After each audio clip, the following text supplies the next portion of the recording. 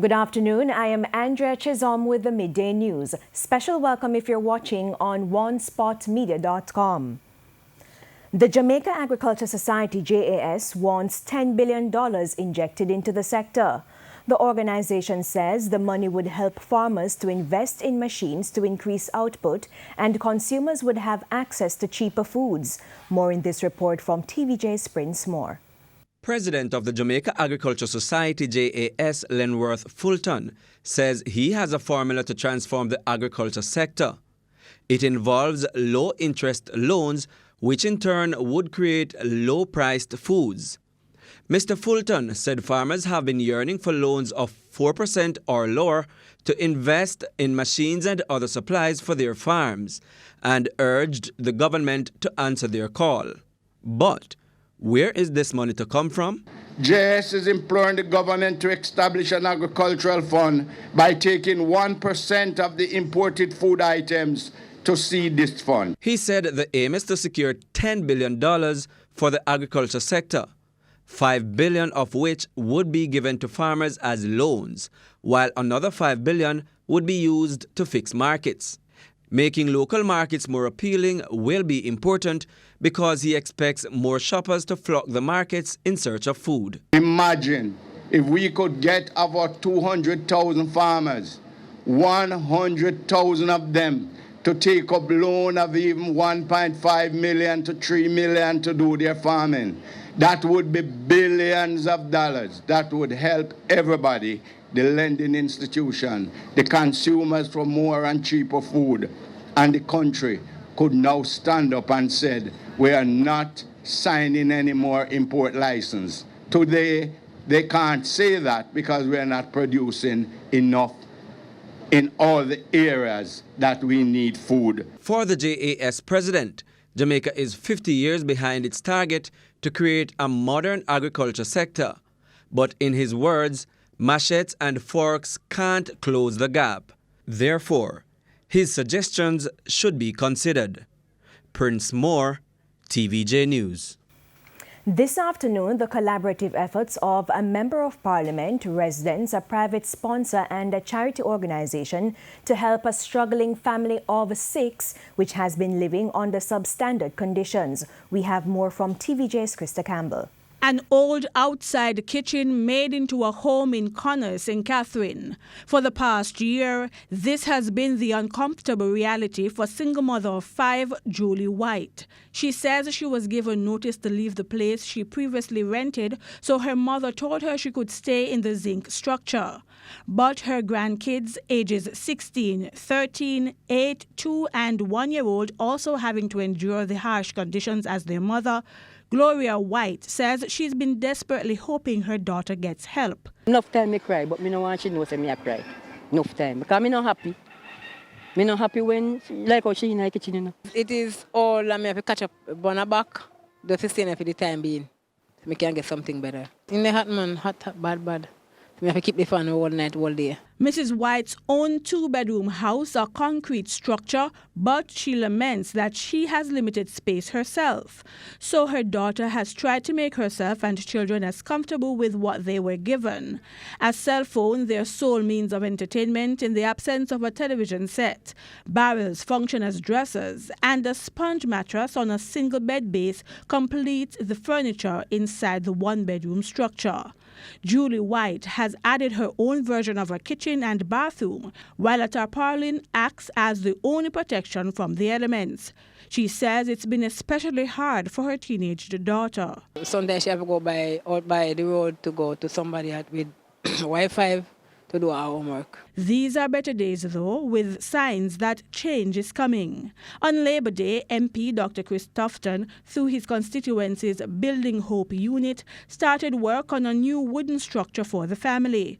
The MP says it's an initiative aimed at helping improve the lives of struggling residents. Food for the poor, hardware companies and other residents have also helped. Nobody is being paid. I mean, we provide lunch, we provide refreshments, but these are citizens who are concerned about the less fortunate in their community. And with the right leadership, with the right coordination, they come out and they give support. The house is still not yet complete because of constant rainfall in the area. Krista Campbell, TVJ News. Students at Roger Clark High in St. Elizabeth will now benefit from a new sixth form block. Permanent Secretary in the Education Ministry, Dr. Grace McLean, says the move is part of a vision to ensure that 3 sixth form classrooms will offer 7 full years of high school education to students.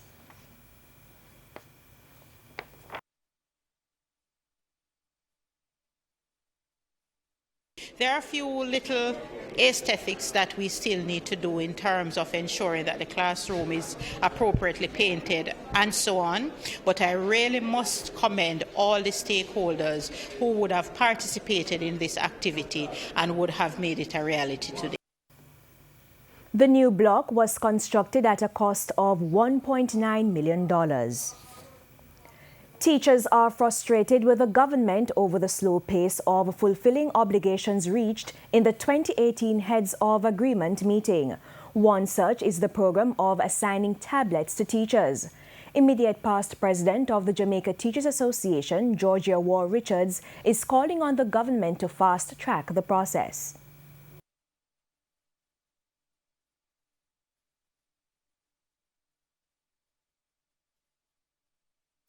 To date, the teachers have not started to receive the tablets. What we do know that there is a steering committee in place looking at the specs of these tablet computers, etc., etc. And based on the information we have is that these tablets will not be ready for distribution until around about January 2020. And the teachers of Jamaica are saying we need the process expedited. Mrs. War Richards also addressed the matter of guidance counselors in primary schools. It is not all primary school that doesn't have a guidance counselor. It is small primary schools that do not have guidance counselors at this time. But through our negotiations last year, we have arrived at an agreement where we will have cluster-based guidance counselors serving a cluster of small schools. And so that is in train and should be happening shortly, based on what we agreed on out of our negotiations. And it's time for a break. After this, we'll have more stories in our midday news package. Welcome back, and we're continuing the news. A truck driver is adding to his blessings as his vehicle crashed into the seawall along High Street in Black River Tuesday evening. 22-year-old Giovanni Johnson was transporting a truck filled with sand when the tire blew out, causing him to lose control of the vehicle. No one was injured in the incident. The National Solid Waste Management Authority, NSWMA, is working on changing the way Jamaicans dispose garbage. The agency is encouraging people to make compost heaps. Composting is the process of recycling various organic materials, otherwise regarded as waste products, and producing a soil conditioner, which is a rich nourishment of source nourishment. Executive Director of the NSWMA, Agro, explained that 67% of garbage disposed could be used for soil nourishment. Based on our last garbage characterization survey, we are wasting a very good resource. 67% of what we currently collect to take to a disposal facility is compostable. Even the cutting, when you weed the grass or you mow your lawn, that shouldn't be bagged up and put out. That could be composted. He says composting would cut in half the number of trucks needed by the Solid Waste Agency. Public relations specialist Kimberly Blair says composting is normally done in the backyard, but there are other ways to achieve the same goal.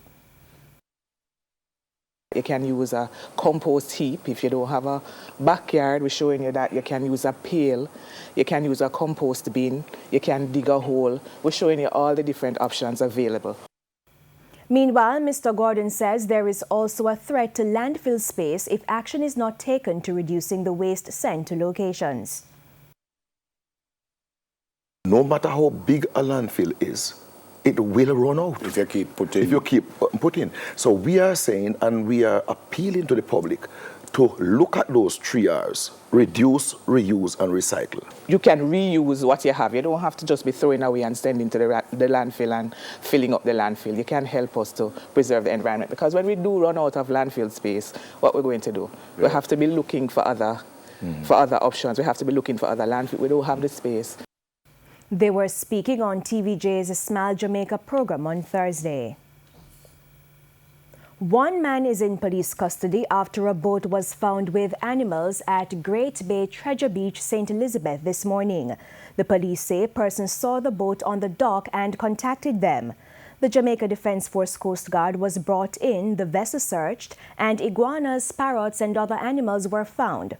The boat is suspected to be from Honduras. The captain, who is a Jamaican, was taken into custody and the boat was seized.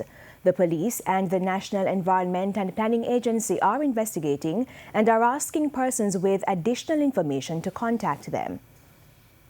In news overseas, talks between the U.S. and Mexico resumed today as both sides try to come to an agreement on border security. We have more from the CNN.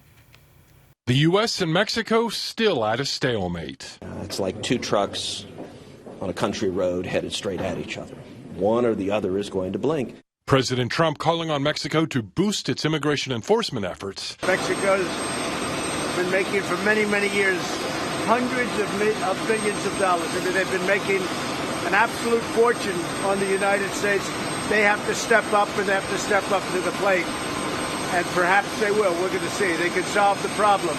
If there's no agreement by Monday, a 5% tariff on Mexican goods goes into effect.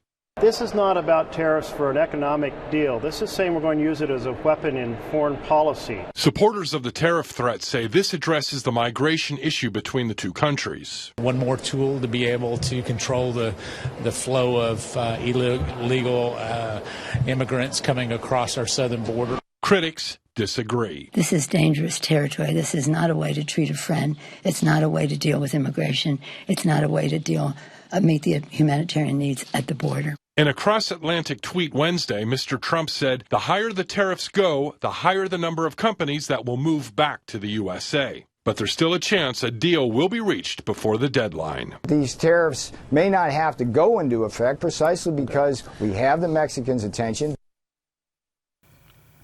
And in sports, with the CONCACAF Gold Cup just 1 week away, the Reggae Boys scored a morale-boosting 1-0 win over hosts the United States in their friendly international at the Audi Field in Washington, D.C. on Wednesday. Shamar Nicholson, who came on as a second-half sub in minute 55, had an immediate impact with 59th minute scorching strike. This was Nicholson's first goal for Jamaica at the senior level in his 6th appearance. Leon Bailey did not make his debut for Jamaica after picking up an injury in training. Bailey revealed this in an Instagram post on Wednesday that he vows to be fit and ready for Jamaica's next game. This was also Jamaica's 3rd victory over the United States at the senior level after previously winning in 2012 and 2015. The Reggae Boys will now turn their attention to the CONCACAF Gold Cup. They face Honduras in their opening game on June 17 at the National Stadium. And the West Indies, needing 289 runs for victory, are 252 for 8 at sports time in their ICC World Cup match against Australia at Trent Bridge. Shea Hope, 68, and Nicholas Poran, 40, are at the top scorers for the Windies so far. Asked to bat, Australia recovered from 38 for 4 to score 288 all out in 49 overs. Nathan Coulter-Nile top scored with 92, the highest individual score to be at the number 8 batsman at the World Cup.